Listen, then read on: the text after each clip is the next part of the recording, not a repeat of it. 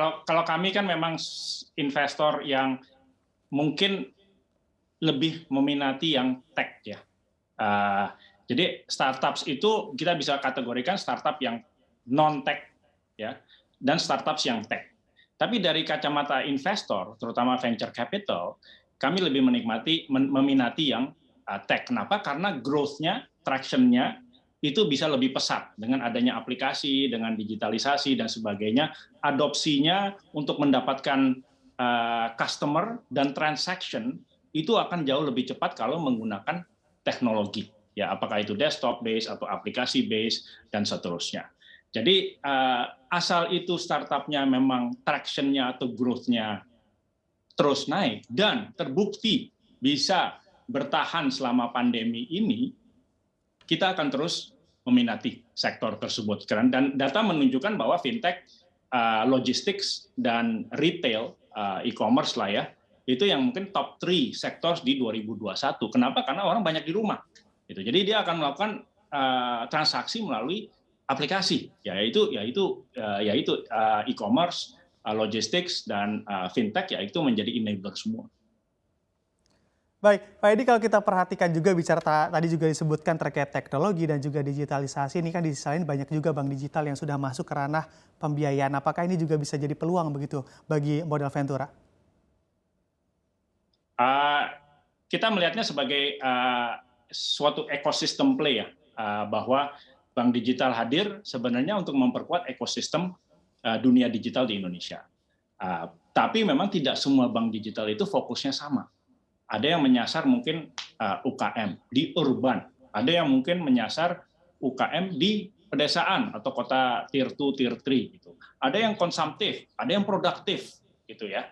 Jadi memang fokusnya beda-beda. Mungkin kita nggak bisa pukul ratakan semua digital bank itu akan bermain di sektor yang sama ya. Tapi buat kita sebagai investor, adanya digital bank ini akan memperkuat ekosistem, di mana akhirnya yang diuntungkan ya konsumen Indonesia. Jadi adopsi naik, financial literacy naik, keterbukaan terhadap teknologi dan inovasi naik, ya itu menciptakan iklim yang sehat buat kita. Dan ya jujur ya kita juga senang melihat itu banyak bank digital dan mungkin startup yang sekarang sudah mulai banyak IPO ya. Jadi buat kita sebagai investor itu sangat positif. Baik, Pak Edi, kan tadi juga dijelaskan begitu ya, ini membentuk suatu ekosistem antara bank digital dan juga startup fintech. Nah ini kira-kira kalau di 2022 ini begitu akan lebih banyak mana sih yang membutuhkan model Ventura, Pak Edi? Saya pikir iya ya. Kenapa? Karena di perjalanan sebuah startup, di mana mereka mungkin ada penjualan, tapi jelas belum profit. Biasanya di awal, bahkan kalau boleh jujur, banyak unicorn kita, mungkin mayoritas unicorn di Indonesia belum juga profitable gitu. Tapi itu seringkali karena sengaja, karena mereka ingin mengejar top line-nya, bukan mengejar bottom line ya.